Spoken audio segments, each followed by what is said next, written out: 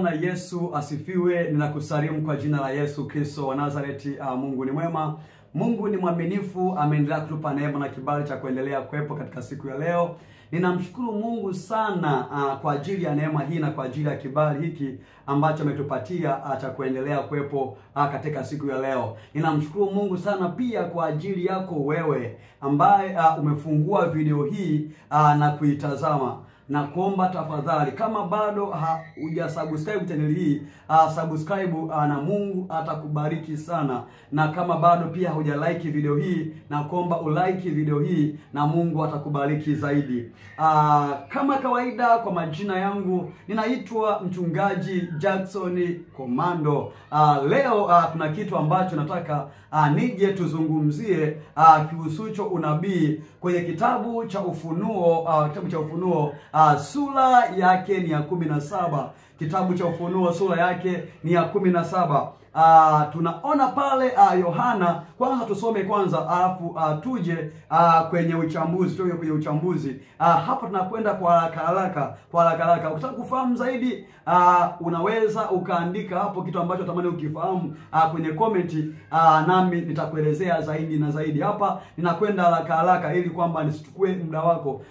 Nitachambua tu kwa ufupi, kwa neema ya Mungu na kwa jinsi ambavyo Mungu amenijalia kufahamu. Nitasema hivyo kama jinsi ninavyo fahamu. Kwa kitabu kile cha Ufunuo, Ufunuo sura yake ni ya 17. Tutaanzia mstari ule wa kwanza mpaka wa 6. Tutaanzia mstari wa kwanza mpaka wa 6. Neno la Mungu nasema hivi. Kitabu cha Ufunuo sura ya 17 mstari wake ni wa kwanza mpaka wa 6. Neno la Mungu nasema hivi.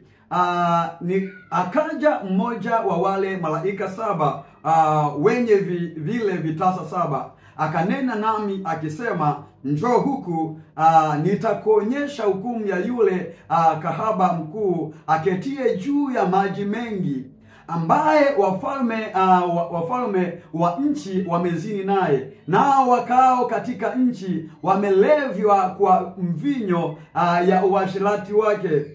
Akanichukua katika roho hata jangwani, nikaona mwanamke ameketi juu ya mnyama mwekundu sana, mwenye kujaa majina ya makufuru, mwenye vichwa 7 na pembe 7. Na mwanamke yule alikuwa amevikwa nguo ya rangi ya zambarau na nyekundu, amepambwa kwa dhahabu na kito cha thamani na lulu. Naye alikuwa na kikombe cha dhahabu mkononi mwake, kilichojawa na machukizo na makufuru ya uasherati wake. Na katika kipaji cha uso wake kulikuwa na jina limeandikwa la siri, Babeli mkuu, mama wa makahaba na machukizo ya nchi. Kwenye 6, nikamwona yule mwanamke amelewa kwa damu ya watakatifu na kwa damu ya mashahidi wa Yesu, nami nilipomwona nikastaajabu ajabu kuu. Kitabu hiki cha Ufunuo wa Yohana, sura yake ni ya 17. Yohana akiwa kisiwani Patmo, anaonyeshwa juu ya mwanamke kahaba. Amepanda mnyama mwekundu sana, na yule mnyama alikuwa ana vichwa 7. Na alikuwa ana pembe, yule mnyama alikuwa ana pembe 10. Kwa hiyo twende kuangalia kwa haraka haraka huyu mwanamke alikuwa ni nani? Na huyo mnyama ni nani? Na hivyo vichwa 7 na pembe 10 zina tafasiri gani? Mwana wa Mungu, kwa haraka nitakuambia kwa haraka, lakini kama unatamani kufahamu zaidi, na namba natoa hapo, utanitafuta kwenye WhatsApp. Tutaendelea kufahamishana zaidi na zaidi, ili kwamba tuendelee kujengana, ili kwamba tuendelee kupata ufahamu kuhusu mambo ya kinabii. huyo mwanamke aliyempanda yule mnyama ni mji. Mwanamke ambaye anasemwa hapo ni mji ambao neno la Mungu linasema kwenye hapo kwenye kitabu hiki cha Ufunuo 17:18 inasema hivi kuhusu huyo mwanamke 17:18, na yule mwanamke uliyemwona ni mji ule mkubwa wenye falme juu ya wafalme wa nchi. Narudia tena, yule mwanamke uliyemwona ni mji ule mkubwa wenye ufalme juu ya wafalme. Kwa hiyo ukiangalia huyu mwanamke ambaye anasemekana hapa, kumbe sio mwanamke. Huyu mwanamke aliwakilisha mji mkubwa wenye falme juu ya falme, wenye falme juu ya falme wa nchi. Mji mkubwa wenye falme juu ya wafalme wa nchi. Ni mji gani huo? Ni mji gani huo ambao una falme juu ya falme wa nchi? Hapa ukiangalia haraka lazima utaiona ni Vatikani. Ukiangalia Vatikani ni nchi ambayo inatawaliwa kisiasa na kidini. Kwa hiyo Vatikani ipo ndani ya nchi ya Italia kama sijakosea. Iko ndani ya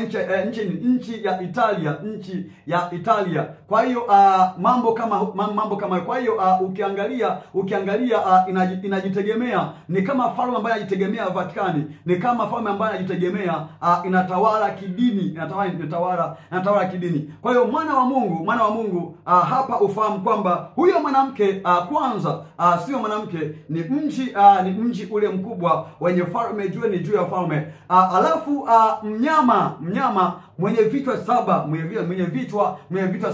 vichwa saba alikuwa anamaanisha milima saba ama wafalme saba, ama wafalme ngapi?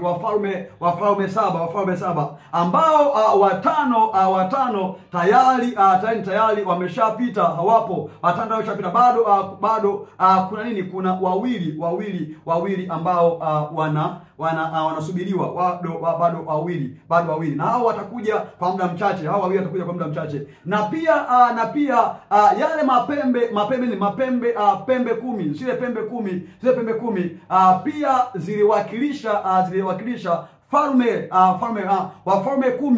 kumi ambao watakuwepo bado hawajaja bado, lakini watakuja wafalme kumi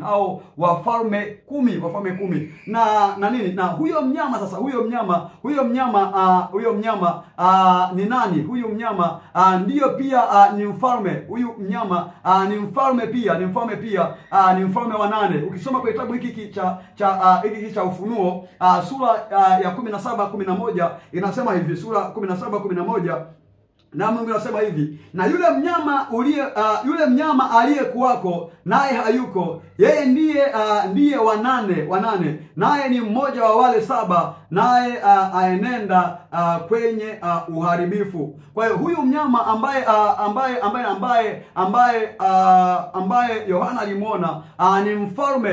Tumeona kwamba wale saba walikuwa nini? Walikuwa ni wafalme. Kwa hiyo na huyu mnyama ni mfalme pia wa 8 ambaye alikuwako hayuko, lakini atakuja, lakini atakuja.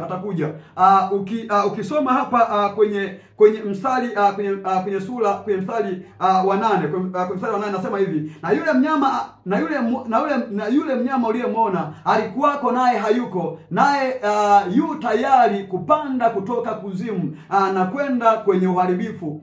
Kwamba huyu mnyama ambaye ni kiongozi, huyu atakuwa ni kiongozi ambaye sasa ndio nini? Ambaye ndio mpinga Kristo, huyu mnyama atakuwa ni mpinga Kristo atakuwa ni kiongozi wa dunia, ambaye atakayeongoza dunia kwa njia ya siasa, kwa siasa, kwa sababu dunia itakuwa ni dunia, lazima baada ya kanisa kunyakuliwa duniani kutakuwa na serikali moja, na sasa tushasema, endelea kusema pia kutakuwa na dini moja, kuna dini moja, serikali moja na dini moja. Kwa hiyo mpinga Kristo atakuwa kiongozi wa serikali kwa njia ya siasa. Pia atakuwa kiongozi wa dini moja hiyo, atakuwepo kiongozi wa dini moja hiyo. Kwa hiyo unaona sifa ya mnyama ambao amemsema kwamba alikuwako hayupo, lakini yupo tayari kupanda kutoka wapi? Kutoka kuzimu. Yuko tayari kupanda kutoka kuzimu. Huyu ambaye alikuweko hayuko, lakini atakuwepo. Alikuwako lakini hayupo, lakini atakuja. Ni nani? Hivi ni dola ya Kirumi. Ni dola ya Kirumi ambayo ilikuwepo lakini sasa haipo, lakini itakuja. Ndio maana unaona hivi sasa dola ya Kirumi inaongoza kwa njia ni kwa dini kidini. Inaongoza kidini. Dola ya Kirumi sasa inaongoza kidini. Kwa hiyo itakuja. Huyu ndiyo ambaye mpinga Kristo atatokea huko kwenye dola ya Kirumi. Kwa mpinga Kristo atatokea huko. Kwa hiyo naungana na wale ambao wanasema kwamba mpinga Kristo tayari yupo. Ndiyo yupo, bado hajafunuliwa. Kwa hiyo lipo lizuialo ambao ni kanisa, na yupo ambaye azuiaye ambaye ni Roho Mtakatifu. Roho Mtakatifu ndio azuiaye, kama Paulo anavyosema kitabu cha Wathesalonike, wa pili sura yake, Wathesalonike wa pili sura yake ni ya pili, mstari wake ni wa 6 na wa 7. Mstari anasema na sasa lizuialo mwalijua, yule apate kufunuliwa wakati wake. Na 7 inasema maana ile siri ya kuasi hivi sasa inatenda kazi, lakini yuko azuiaye sasa hata atakapoondolewa. Kwa hiyo tunaona hapa yupo ambaye lipo lizuialo ambao ni kanisa, ndio anazuia kwamba huyo mpingamizi, huyu mpinga Kristo ambaye tumemwona kwamba atakuwa nini, atatokea wapi? Huko kwenye dola ya Kirumi ambaye alikuwako. Huyo mnyama alikuwako, lakini hayuko, lakini atakuwako, yuko katika kuzimu. Lakini lipo lizuialo ambayo ni kanisa, kwamba asifunuliwe, na yuko azuiaye mpaka atakapoondolewa, ambaye nani? Ambaye ni Roho Mtakatifu, ndiye ambaye anazuia. Kwa siku ya leo nitaishia hapo, mwana wa Mungu. Mungu akubariki sana. Mungu aendelee kupigania na kutakia amani ya Bwana. Shalom.